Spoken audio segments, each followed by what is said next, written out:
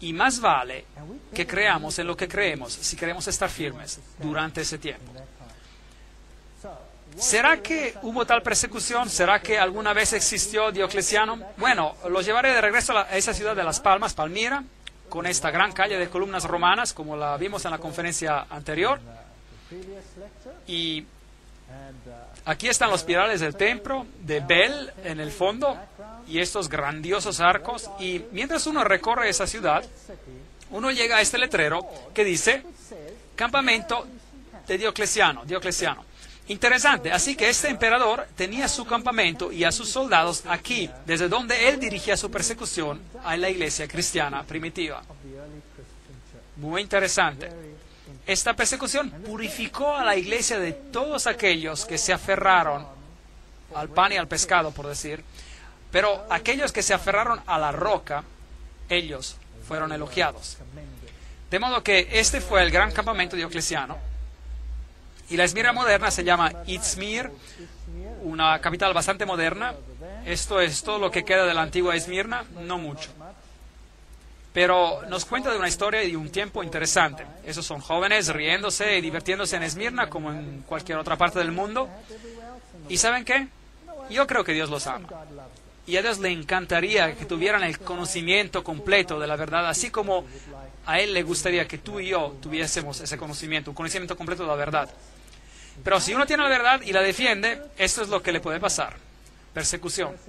Este es el Coliseo donde fueron perseguidos, donde Nerón quemaba a los cristianos, los usaba como antorchas humanas, se los daba a comer a los leones. Gran sufrimiento y muerte ocurrieron aquí, mientras la gente fue aniquilada a causa del odio entre las naciones, entre las religiones. Ahora, estamos entrando en una época muy interesante de la historia hoy en día, donde la tensión entre religiones está muy elevado. ¿Ha notado eso? Y quizás la solución al problema, que parece tan lógica, es de no ser tan fanáticos. Es que es tan doloroso ser fanáticos. ¿Por qué no llegar a un acuerdo para que todos llevemos bien? Comprometer un poco solo. Es verdad. Es verdad. No tendría ningún problema con cientos de religiones en el mundo. Pero tan pronto que como se incorpora a la persecución y nos lleva a destruir a todo aquel que crea algo diferente a lo que uno cree, ahí empieza el problema. Pero, ¿qué pasa si finalmente nos unimos y pretendemos que servimos al mismo Dios? Entonces tendremos paz, paz definitiva. ¿Será que sí? ¿Es que la paz se encuentra en llegar a un acuerdo? ¿Sí o no? Bueno, ese es un problema. La iglesia primitiva descubrió eso.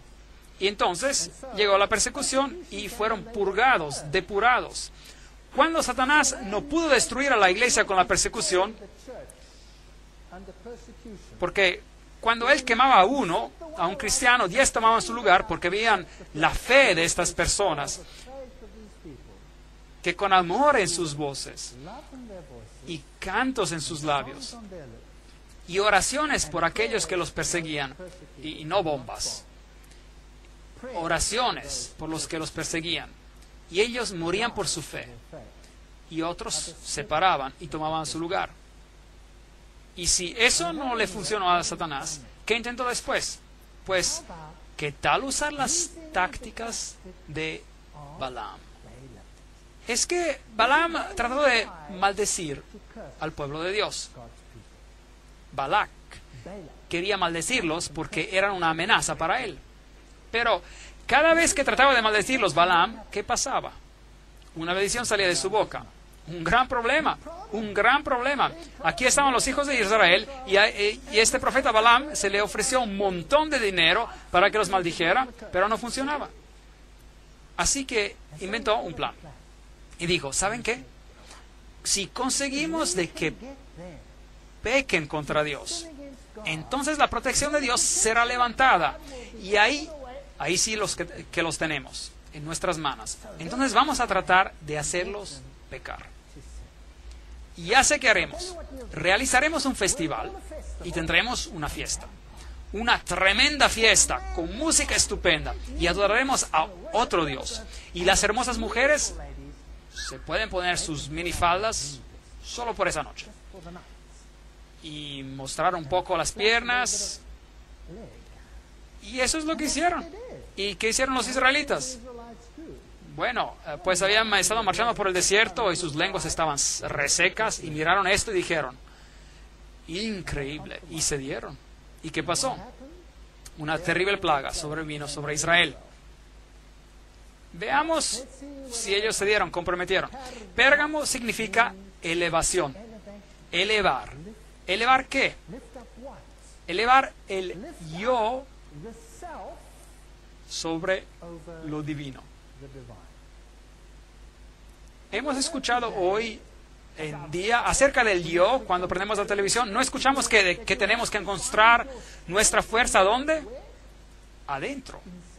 Y que uno tiene que cambiarse desde adentro. Y que uno tiene que hacer todo esto por sí mismo. Que esa es la nueva forma de salvación. Pérgamo, elevar los caminos del hombre por encima de los caminos de Dios. Y eso es idolatría. De manera que en la capital de la provincia romana de Asia había un templo a Zeus, a Júpiter, también a Esculapio, el dios serpiente, una serpiente que instruía a los hombres, la serpiente medicinal enrollada en un poste. ¿Será que usamos ese símbolo hoy? Sí, el mundo de la medicina lo utiliza. El procónsul de Pérgamo tenía una espada de doble filo. Y es interesante que esta ciudad era el bastión del clero, del sacerdocio babilonio. Es que cuando Babilonia fue conquistada por Medo-Persia, ellos tomaron control de la religión babilónica, pero los sacerdotes se rebelaron contra Medo-Persia. Y entonces el clero fue expulsado de Babilonia y se establecieron aquí, en esa ciudad. Así que aquí estaba el clero babilonio oficial con sus raíces antiguas. Interesante. Tomaron la piedra de paladio, las vestiduras, que de hecho eran las vestiduras de Dagón. Tenían un manto de pez y tenían una mitra relacionada al pez con forma de boca abierta en sus cabezas. Muy interesante, porque ellos representaban a Dagón, el dios de los peces. Y de hecho, él era llamado Pontifex Maximus, el puente entre el cielo y la tierra. De manera que uno era salvo por la mediación del hombre, la mediación de la iglesia, en vez de la mediación de Cristo. Así que ellos eran el puente entre el cielo y la tierra, junto con las llaves y la mitra. Entonces, el sacerdote tenía las llaves, dos llaves, la llave para el cielo y la llave para el infierno. Interesante. Y ellos eran llamados los reyes pontífices de Pérgamo. Y el último fue Átalo, el tercero, antes de que esta región se convirtiera al cristianismo.